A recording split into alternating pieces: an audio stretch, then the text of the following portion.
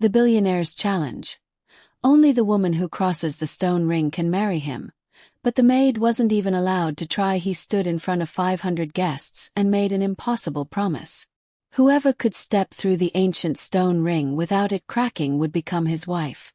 No one told him the ring had already chosen someone, 3 weeks earlier in an empty hallway when no one was watching.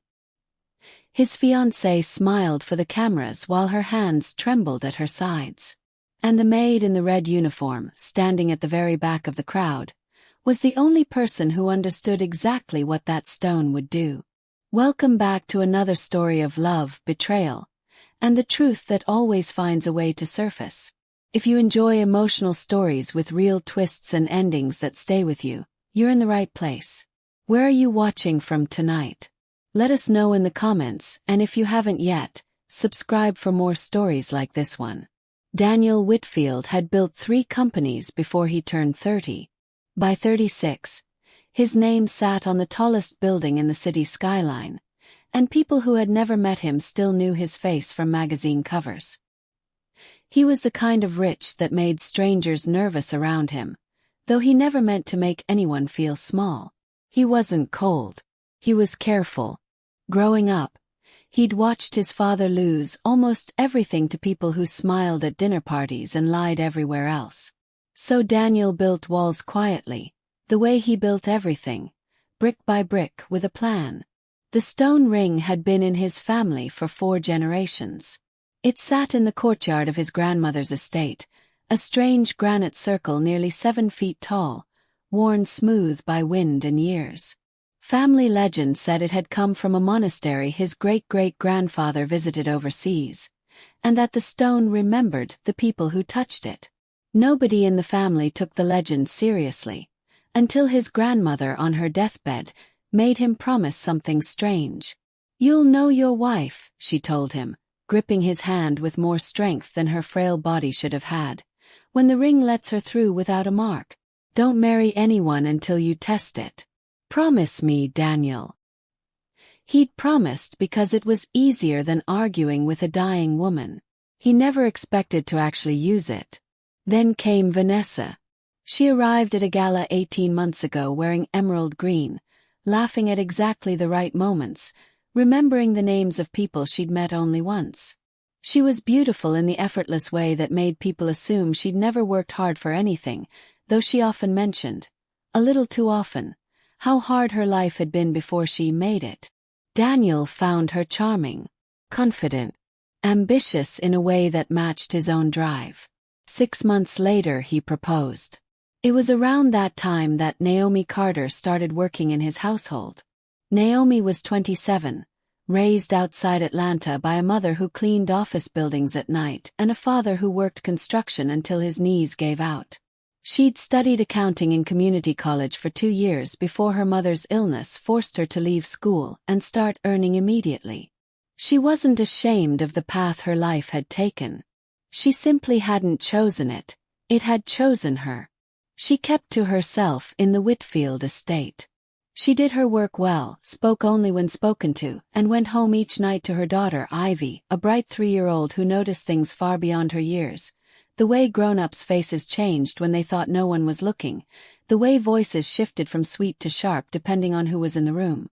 Naomi liked her job. Daniel treated staff with basic decency, something she'd learned not to take for granted. Vanessa was a different story. First, it was small things. Vanessa would leave a room the moment Naomi entered it, as if her presence offended her. She'd correct Naomi's work in front of other guests, even when nothing was wrong. Once, she asked Naomi to re-iron a tablecloth that had never been wrinkled in the first place, simply to watch her do it again. Naomi said nothing. She'd learned a long time ago that some battles weren't worth fighting, especially when you needed the paycheck more than you needed to be right. Then, 3 weeks before the engagement party, something happened that Naomi couldn't explain, and wouldn't have told anyone even if she could. She was polishing the old stone archway in the east courtyard, the one Daniel's staff called the family relic, when her hand brushed against its surface. For a moment, just a moment, The stone felt warm, almost alive, like sun-heated rock even though the sky was overcast. She pulled her hand back, unsettled, and told herself it was nothing. She didn't know that 2 days earlier, Vanessa had tried to walk through that same archway, alone at midnight, convinced she could test the family superstition before anyone else got the chance. She didn't know that the moment Vanessa stepped through, a hairline crack had split silently across the top of the stone, so fine it was barely visible unless the light hit it exactly right. Vanessa saw it, and she panicked. She spent the next 2 days quietly asking the estate's old groundskeeper, Mr. Reyes, about the stone's history, pretending mild curiosity. What she really wanted to know was whether anyone else had touched it recently. Mr. Reyes, without thinking twice, mentioned that the new housekeeper had been polishing it that same week. That was the moment something shifted in Vanessa. Not suspicion exactly, not yet. Just a small, cold seed of resentment she didn't fully understand herself. At the engagement dinner that weekend, Daniel stood to make a toast. He'd been thinking about his grandmother's words for weeks, turning them over, telling himself it was sentimental nonsense, and yet something in him wanted to honor her memory. He raised his glass, looked at Vanessa, and made an announcement that surprised even her. "There's an old family tradition," he said, smiling, though his eyes carried something more serious than his tone let on. "Before the wedding, I want to walk through the stone ring together, the way my grandmother asked. Silly, probably. But it mattered to her, and it matters to me." Vanessa's smile didn't waver. But under the table, her hand tightened around her napkin until her knuckles went pale. Because she already knew what would happen if Daniel looked closely enough at that crack. And for the first time since she'd met him, she understood that keeping her secret safe might require more than charm. It might require making sure someone else took the blame. The morning after the toast, Vanessa asked Daniel a question that seemed casual but wasn't. "Have you had anyone new in the house lately? Staff, I mean." She said it while applying lipstick in the hallway mirror, not looking at him directly. "Naomi," Daniel said. "She started a couple months ago." "Why?" "No reason. Just noticed some things out of place." Vanessa capped her lipstick, met his eyes in the mirror and smiled. "I'm sure it's nothing." It was a small sentence. Planted a small doubt. That was exactly the point. Over the next week, small things did start disappearing or seeming to. A pair of earrings Vanessa claimed she'd left on her nightstand. A designer scarf she said had vanished from her closet. Each time, she mentioned it to Daniel in passing, never accusing anyone directly, always careful to sound more confused than angry. "I'm probably just misplacing things," she'd say, touching his arm. "I've had a lot on my mind with the wedding planning." Daniel believed her, mostly because he had no reason not to. But small doubts, once planted, tend to grow roots even when you're not paying attention to them. Naomi noticed the shift in how people treated her. The other household staff, sensing tension without understanding its source, started keeping their distance.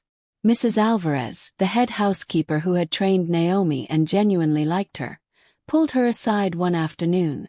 "Be careful," she said quietly, glancing toward the main house. "Miss Vanessa's been asking questions about you. About your schedule. Where you go when you leave here." "Why would she care where I go?" Naomi asked, though a small knot had already formed in her stomach. Mrs. Alvarez just shook her head. "I don't know. But watch yourself." Naomi did watch herself. She kept a mental log of her hours, made sure never to be alone in rooms without another staff member nearby, and started leaving earlier to avoid any chance of running into Vanessa in empty hallways. It felt exhausting, protecting herself from something she couldn't even name. Then came the day of the missing bracelet. It was a sapphire tennis bracelet, one of Vanessa's most expensive pieces, and it disappeared from her vanity on a Tuesday afternoon. By Tuesday evening, Vanessa had gathered the household staff in the main sitting room, her voice trembling with what looked like genuine distress. I don't want to accuse anyone, she said, dabbing at dry eyes with a tissue. But that bracelet was a gift from my mother. Means everything to me. I just need to know if anyone saw anything. No one had. But when Daniel arrived home that night and heard what happened, his security team reviewed the hallway cameras as a formality. The footage showed something strange. At 2:47 p.m., Naomi had walked past Vanessa's bedroom door. Nothing unusual, since her duties took her through that hallway daily. But the timestamp placed her near the room only 11 minutes before Vanessa said she'd last seen the bracelet. It wasn't proof of anything. Naomi hadn't entered the room. The footage showed her walking straight past. But it was enough to make Daniel's stomach tighten in a way he didn't like. He didn't fire her. He didn't even confront her directly. But that evening he asked Vanessa, gently, whether she was certain about the timeline. I could be wrong, Vanessa said, her voice small and wounded. I've just been so stressed. Maybe I misplaced it somewhere. She paused, looking down at her hands. I don't want to make trouble for anyone. Especially not over something that's probably my own mistake. It was a masterful move. By seeming reluctant to accuse, she made herself seem trustworthy, while the doubt about Naomi remained planted in Daniel's mind regardless. 3 days later, the bracelet turned up in the back of Vanessa's own jewelry drawer, exactly where she'd hidden it before staging the disappearance. She found it with visible relief in front of Daniel, apologizing profusely for the confusion, blaming her stress over the wedding. Daniel accepted the apology. But something had shifted in him that he couldn't quite explain. A small, persistent unease that had nothing to do with the bracelet and everything to do with the timing of it all. That same week, Ivy said something to Naomi that stuck with her long after bedtime. Mommy, why does the pretty lady watch you when you're not looking? Naomi paused, halfway through braiding her daughter's hair. What pretty lady, baby? The one at the big house. With the shiny dress. Ivy tilted her head, thinking. She watches you and then she smiles like this. Ivy demonstrated a stiff, closed-lip smile that looked unsettling on a 3-year-old's face. But her eyes don't smile. Naomi didn't know what to make of it. Children notice strange things sometimes, things that didn't mean anything. But she found herself thinking about it for days afterward, unable to shake the feeling that her daughter had seen something true. Meanwhile, Vanessa had begun a new strategy, one far more dangerous than a missing bracelet. She started researching Naomi's background. Not through anything illegal, just careful questions to the household staffing agency, framed as due diligence for security purposes, since the wedding was approaching and background checks were standard for anyone close to the family. What she found gave her an idea. Naomi's mother had years ago briefly worked as a caregiver for an elderly woman whose family had accused her, wrongly as it turned out, of financial misconduct. The charges had been dropped entirely once the woman's actual accountant made an error correction, but the accusation still existed in old records if you knew where to look. It had nothing to do with Naomi. It wasn't even a fair reflection of her mother. But Vanessa realized that with the right framing at the right moment, it could look like exactly the kind of thing that ran in families. She tucked the information away, waiting for the perfect moment to use it. She didn't have to wait long. Because 2 days later, Daniel decided it was finally time to test the stone ring, and Vanessa knew with rising panic that the crack running across its surface would be impossible to hide once he looked closely enough. She needed a distraction. She needed someone else's story to become more interesting than the stones. And she had exactly the ammunition she needed. The morning Daniel planned to inspect the stone ring, Vanessa made her move. She waited until he was in his study, reviewing wedding logistics with his assistant, and knocked softly on the door. Can we talk? Privately. Once the assistant left, she sat across from him, twisting her engagement ring nervously, a gesture she'd practiced enough times that it no longer felt like acting. I found something, she said, and I don't know what to do with it. I almost didn't tell you because I don't want to hurt anyone unfairly. But I'd want to know if it were me." She told him about Naomi's mother, carefully leaving out the part where the charges had been dropped, framing it instead as an ongoing concern that she'd heard about through the staffing agency. She never said Naomi had done anything wrong. She simply planted the idea that trouble seemed to follow her family, that patterns like this weren't usually coincidences, that maybe, just maybe, the missing items and the timing near her bedroom weren't unrelated after all.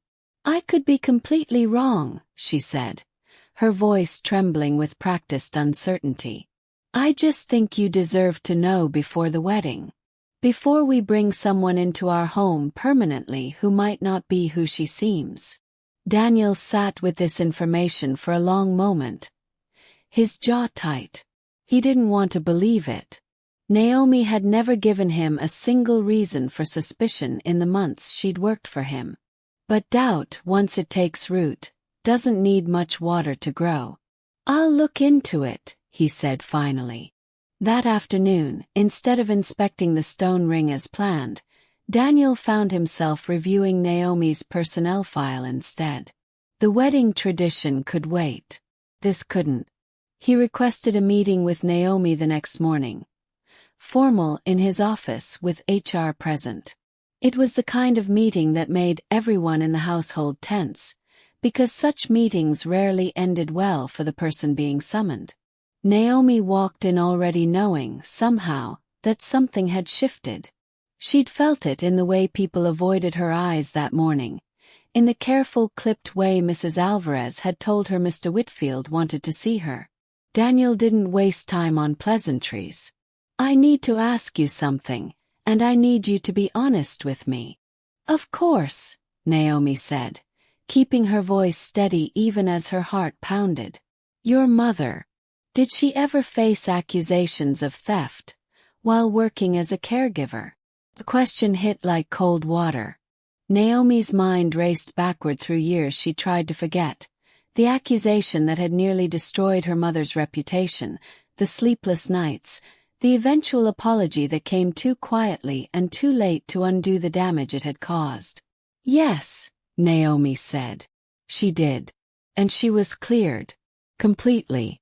The family's own accountant made an error and admitted it publicly. "My mother never took a single dollar that wasn't hers." "Why didn't you mention this when you were hired?" "Because it happened to her, not me. Because it was resolved. Because—" Naomi stopped herself, steadying her breathing.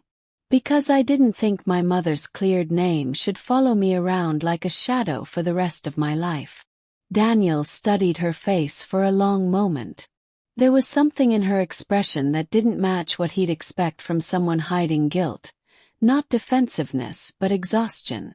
The exhaustion of someone who had defended herself, or someone she loved, too many times before. "I need you to understand," he said carefully, "that with everything that's happened recently, the missing items, this history, I have to take precautions. I'm not accusing you of anything. But I need to place you on leave while we sort this out." It wasn't a firing. He made that clear. But it felt, to Naomi, like the ground shifting beneath feet that had never done anything to deserve it. "I understand," she said quietly, because there wasn't anything else to say that wouldn't come out as anger, and she couldn't afford to be seen as angry. Not when her daughter depended on this paycheck. Not when the world had already decided, more than once, that women who looked like her needed to prove their innocence twice as hard as everyone else. She left the estate that day with her chest tight and her eyes burning, refusing to let a single tear fall until she was safely in her car. That night, putting Ivy to bed, her daughter looked up at her with quiet concern. "Mommy, are you sad?" "A little, baby." "Because of the pretty lady?" Naomi paused. "Why do you say that, sweetheart?" Ivy thought for a moment, the way small children do when trying to translate feelings into words. "Because I saw her by the big stone." She touched it, and then she looked scared. And then she told Mr. Reyes not to tell anyone she was there. Naomi went very still. When was this, Ivy? Do you remember? The day we went with you to get your umbrella. Before the party. Ivy yawned, already drifting toward sleep, unaware of the weight her small memory carried. She had a scared face, Mommy. Like when you drop something and don't want anyone to know. Naomi lay awake long after her daughter fell asleep, turning the words over in her mind. Ivy had come with her once, weeks ago, when she'd forgotten her umbrella after a shift. It had been raining, and they'd cut through the courtyard quickly, past the stone ring without really pausing.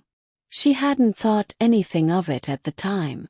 But now, piecing together Ivy's fragmented memory with everything Mrs. Alvarez had said, with the strange warmth she'd felt from the stone herself, with the timing of everything that had happened since, a picture began forming that made her sit up straight in the dark.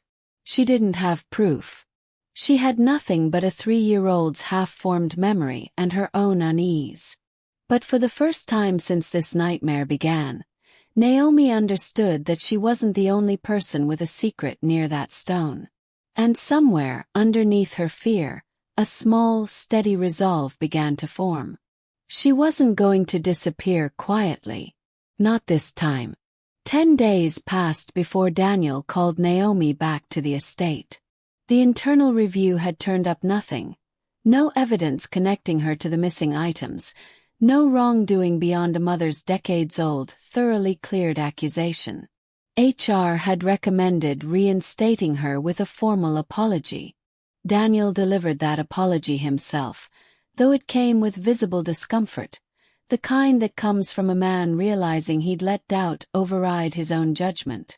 "I should have trusted what I already knew about you," he admitted, standing in his study, unable to quite meet her eyes. "I'm sorry." Naomi accepted the apology because refusing it wouldn't have changed anything, and because some part of her understood the position he'd been placed in. But something had changed in her too. She was done staying silent simply because silence felt safer. "Can I say something?" she asked. "Even if it's not really my place." Daniel nodded, surprised by the steadiness in her voice. "Ivy mentioned something a while back. About the stone ring. About seeing Miss Vanessa there, before your engagement party, looking scared." Naomi chose her words carefully. "I'm not accusing anyone of anything. Kids remember things wrong sometimes. But I thought you should know, since you seem to care a lot about that tradition." Daniel's expression shifted. Not disbelief, but something more like a puzzle piece sliding into place beside others he hadn't fully examined yet. He thought about Vanessa's insistence on postponing the stone tradition, always with a reasonable excuse. "Too busy, too tired, let's focus on the venue first." He thought about the missing bracelet, conveniently discovered right when suspicion had shifted elsewhere. He thought about how quickly, how thoroughly Vanessa had steered him toward doubting Naomi instead of examining her own behavior. He didn't say any of this out loud. He simply thanked Naomi and told her to take the rest of the day, still on full pay, while he took care of a few things. That evening, he walked to the east courtyard alone in the fading light, and examined the stone ring more closely than he had in years. It took several minutes, tilting his phone flashlight at different angles, before he found it, the hairline crack running along the upper curve, so fine it was nearly invisible unless the light caught it exactly right. His grandmother's words echoed in his memory. "You'll know your wife when the ring lets her through without a mark." He called Mr. Reyes the next morning, asking directly whether anyone had been near the stone in the weeks before the engagement party. The old groundskeeper hesitated, loyalty and honesty warring visibly on his weathered face, before admitting that Vanessa had asked him not to mention seeing her there late one night, weeks earlier, insisting it was nothing important. It was the confirmation Daniel didn't want but needed. He confronted Vanessa that evening, calmly, giving her every chance to explain herself honestly. "I need you to tell me the truth about the stone," he said. "All of it." Vanessa's practiced composure cracked for the first time since he'd known her. "It's just a rock, Daniel. A superstition your grandmother believed. Why does it even matter? Because you lied about it.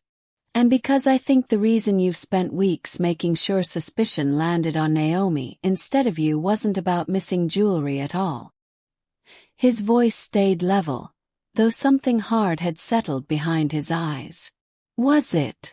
For a long moment, Vanessa said nothing, calculating whether denial was still possible.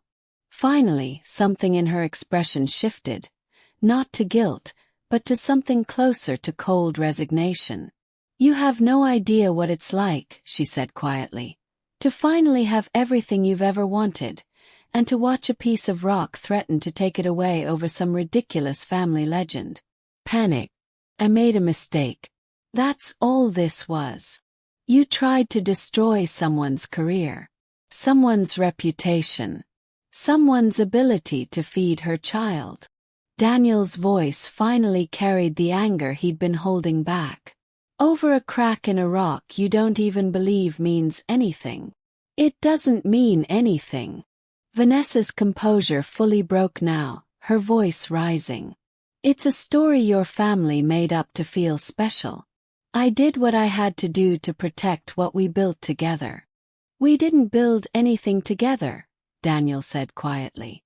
"You built a version of yourself I fell in love with. I don't think I ever actually met the real one until tonight." He walked away from that conversation with a decision already forming in his mind, one that would require more courage than he'd needed in any business deal he'd ever closed. The wedding, scheduled for 3 weeks away, would not happen. Not with Vanessa. Not with the doubt that now colored everything she'd ever told him. But there was something else forming in his mind too, something he wasn't ready to examine too closely yet. A quiet, persistent thought about integrity, about strength under pressure, about a woman who had faced accusation after accusation without ever once trying to tear anyone else down in her own defense. He wasn't ready to name that thought yet. But it was there, steady and undeniable, waiting for him to catch up to it. The engagement ended quietly, at least by the standards of people whose lives usually made headlines. Vanessa left the estate within the week, her public statement citing creative differences about their future, though the household staff who'd witnessed the truth exchanged knowing glances whenever the phrase came up. She faced no criminal charges.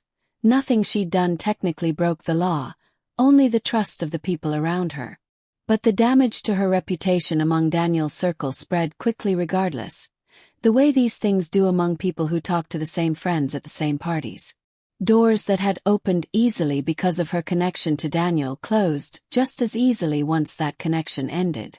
Daniel didn't take pleasure in her downfall. He simply stopped making excuses for behavior that had never deserved them in the first place. Naomi returned to her normal duties, grateful mostly for the chance to simply do her job without the weight of suspicion following her through every hallway. She didn't expect anything more than that. She certainly didn't expect Daniel to seek her out 3 weeks later, standing awkwardly at the edge of the kitchen where she was finishing her shift. "Can I ask you something? Not about work." Naomi wiped her hands on a towel, curious despite herself. "Sure. Would you walk through the stone ring with me? Just once. Not because of any of that family legend nonsense. I don't actually believe some rock can predict a marriage. I just want to see it without any doubt hanging over it. And I think out of everyone who's been near that thing, you're the only person who's never lied to me about anything." It wasn't a proposal. It wasn't even really a question about romance, not yet. It was something smaller and more honest than that. An acknowledgement that trust, once broken by one person, had somehow been rebuilt by another entirely by accident, through nothing more than her refusal to compromise her own integrity even when it cost her. Naomi agreed, mostly out of curiosity, and partly because some quiet part of her had begun to notice the way Daniel spoke to her differently now. Not as an employer addressing staff, but as someone actually listening. They walked to the courtyard together as the sun began to set, the old granite ring catching the last orange light of the day. Daniel went first, stepping through without incident, the way he always had. Then he turned and held out his hand. Naomi hesitated only a moment before stepping through. Nothing dramatic happened. No sound, no light, no confirmation from ancient stone that some higher power had decided her fate. It was, in the end, just a rock, old and worn and carrying nothing but the weight of stories people had told themselves for generations. But something did shift in that quiet moment, something neither of them could have explained to anyone else. Daniel looked at her standing there in the fading light, unguarded for the first time since they'd met, and understood, with a clarity that had nothing to do with legends, exactly what his grandmother had actually been trying to teach him all along. It was never about the stone. It was about paying close enough attention to notice who stood beside you honestly, even when honesty cost them everything. "I know this is strange," Daniel said quietly. "You work for me. This whole situation is complicated in about a dozen ways. But I'd like to get to know you. Not as your employer. Just as myself." Naomi studied him for a long moment, thinking of everything the past month had cost her. The accusations, the suspicion, the fear that had kept her awake more nights than she wanted to admit. She thought of her daughter, who deserved a mother who chose herself, who didn't shrink simply because shrinking felt safer. "I'd like that too," she said finally. "But slowly. I've had enough of things moving too fast to trust properly." Daniel smiled, the first genuinely relaxed smile she'd seen from him since this whole ordeal began. Slowly sounds right. Months later, when their relationship had grown into something neither of them rushed or hid, Ivy would tell anyone who asked that she always knew Naomi and Daniel would end up together, because in her words, "The stone told me so." No one had the heart to correct her, mostly because in some strange, unprovable way, it felt true enough to let her keep believing it. Naomi never forgot what those weeks of suspicion had cost her. The sleepless nights, the fear of losing everything over lies she hadn't told. But she also never let that fear turn into bitterness. She'd learned, through all of it, that dignity wasn't about being believed instantly by everyone around you. It was about staying exactly who you were, even when it would have been easier to become someone smaller. The stone ring still stands in that courtyard today, crack and all, a quiet reminder that some legends aren't really about magic at all. They're about the people brave enough to walk through difficulty without losing themselves along the way. If you were in Naomi's position, would you have stayed silent to protect your job, or spoken up no matter the risk? Tell us in the comments. If this story moved you, subscribe for more emotional stories, and we'll see you in the next one.